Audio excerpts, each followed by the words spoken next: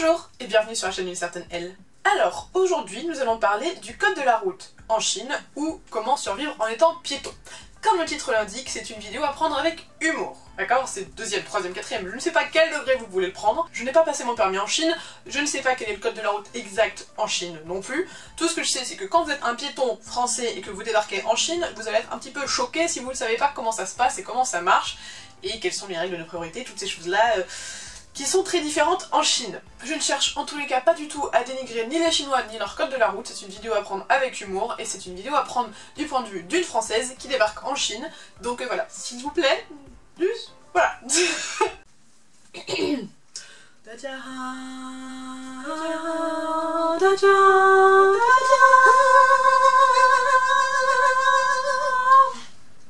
La première fois que je suis allée en Chine, soit en février 2017, je venais de passer mon code. Je crois que je l'avais passé une semaine avant, un truc comme ça. Donc autant vous dire que j'avais bien toutes les règles du code de la route français dans la tête, et que j'étais un petit peu étonnée lorsque je suis arrivée en Chine, ou comment vous résumer, oubliez tout ce que vous savez du code de la route français, d'accord? À peu près. S'il fallait une seule vidéo pour vous prouver que le code de la route chinois est très différent du code de la route français, il faudrait que je vous montre cette vidéo. Je vais vous la montrer juste après, mais alors, il est vrai qu'elle a été filmée lorsque c'était un feu rouge pour les piétons, je l'avais pas capté lorsque je l'ai filmée.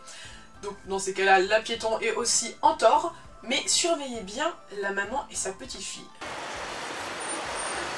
Je viens de traverser de ce piéton. Attention, c'était pique. Tout va bien. Oh mon dieu. Oh là là.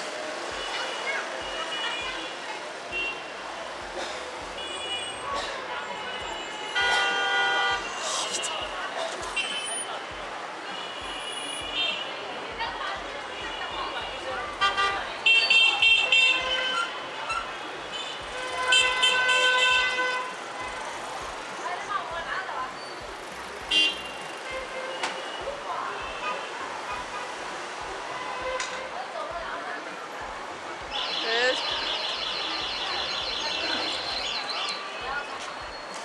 Voilà, je pense que cette vidéo peut à peu près résumer tout ce dont nous allons parler aujourd'hui. J'en vois aussi venir qui vont me dire « Mais c'est pareil à Paris, c'est encore pire, nanana ».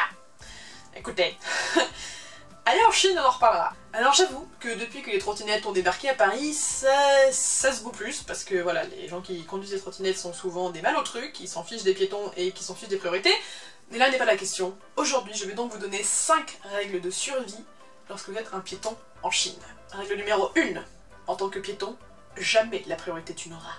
Alors ça, c'est certainement ce qui choque le plus en arrivant en Chine, c'est le fait que si vous êtes un piéton, eh bien vous n'avez pas la priorité. Je pense qu'on sait tous qu'en France, c'est la première chose qui est écrite sur le code de la route, c'est que le piéton est prioritaire. Je pense que sur le code de la route chinois, c'est pareil.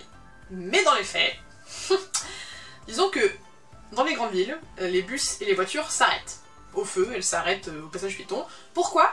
Parce qu'en fait, ils ont mis des radars au-dessus des feux. C'est-à-dire que si une voiture passe alors que c'est rouge ou si une voiture passe alors qu'il y a un piéton, elle est flashée et je pense qu'elle perd des points ou elle paye une amende, enfin je sais pas exactement qu'est-ce qui se passe, mais je sais qu'à tous les feux par exemple de Shanghai, vous aviez des flashs en fait ça flashait parfois de manière random, et puis parfois c'est aussi pour empêcher les gens de griller les feux rouges, donc vous dire à quel point ça devait être fréquent pour qu'ils mettent des radars sur tous les feux rouges. Bref, par contre dès que vous sortez des grandes villes, ça devient plus chaotique, c'est un peu plus selon le feeling, on va dire. Par exemple, j'ai cette vidéo que j'ai filmée lorsque j'étais donc en février en 2017 en Chine à Qingdezhen. J'étais avec mon ami et son oncle était un policier et du coup, a priori, il avait le droit de griller tous les feux rouges.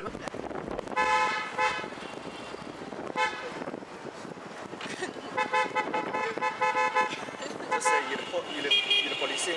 Et un feu rouge de grillé, yes! Il y a de plus en plus de voitures électriques parce que, selon ce que j'ai compris, en fait, si en Chine vous achetez une voiture électrique, vous avez droit à la plaque d'immatriculation qui coûte très cher sinon, gratuitement. Donc du coup, ils essayent de faire en sorte que les gens achètent des électriques, ce qui est très bien, sauf que les électriques, ça ne fait pas de bruit. Et les Chinois, quand ils font pas de bruit et qu'ils rentrent dedans, parce que en plus, ils adorent klaxonner, mais jamais quand il faut. Je sais pas, ils klaxonnent pour dire bonjour, mais ils klaxonnent pas pour dire attention, j'arrive. Mais je sais pas, ça m'échappe. Non mais franchement, je vous dis ça parce que ça m'est arrivé plein de fois, hein. C'est pas genre ça m'est arrivé 2 fois et puis j'en fais une généralité, ça m'est arrivé plein de fois.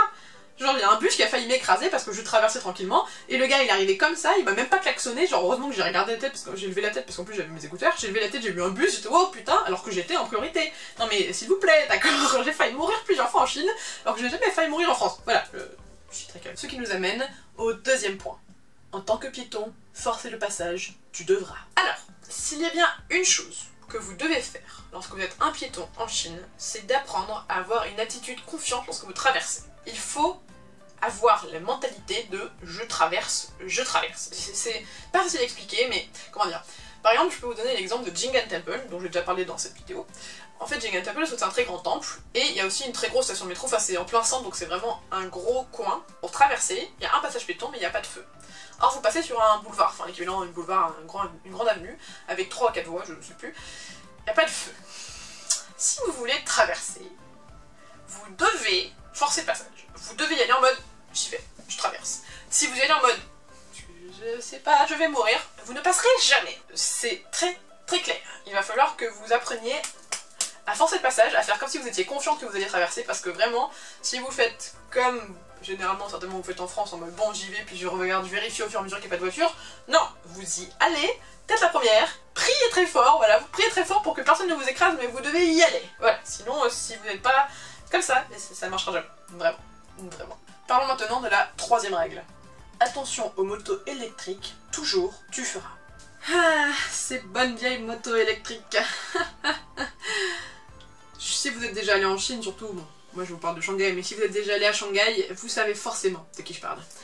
Et vous savez forcément que ce sont des terreurs, surtout quand c'est des personnes un petit peu âgées qui les conduisent, parce qu'ils décident de faire des klaxons du début de la rue à la fin de la rue, alors que normalement c'est pour te dire je suis là, attention, là c'est juste pour dire coucou, je suis là.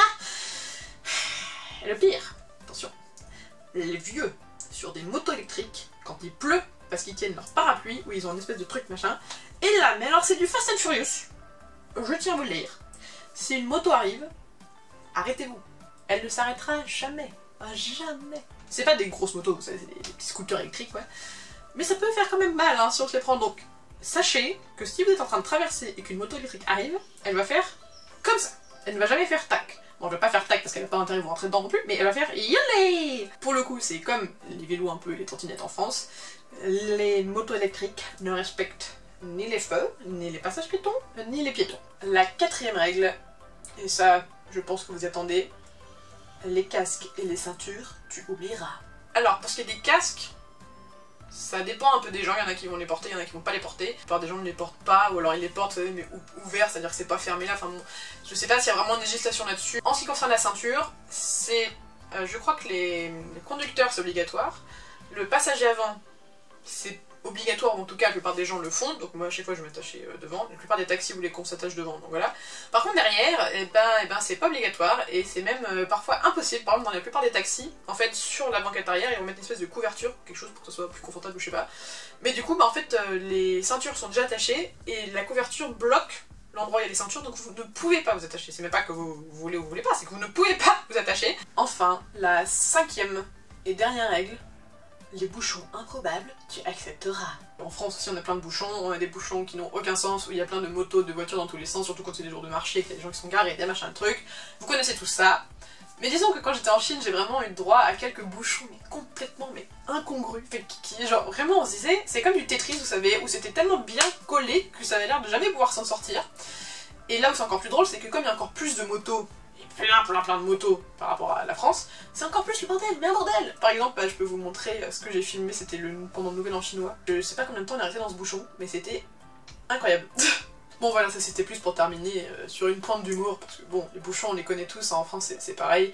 Et voilà, c'est la fin de cette vidéo. Bon, alors, je répète encore une fois que c'est à prendre avec humour, que j'adore la Chine, et que bon voilà, c'est juste que les règles, quand on est un piéton, il faut savoir que là-bas c'est pas du tout pareil que quand on est en France, et c'est juste pour vous préparer psychologiquement si vous n'y êtes jamais allé. Je vous retrouve la semaine prochaine, vendredi à midi, pour une nouvelle vidéo, et sur ce, zaijian. Dans ma tête c'était censé être un klaxon, ça n'a pas du tout marché.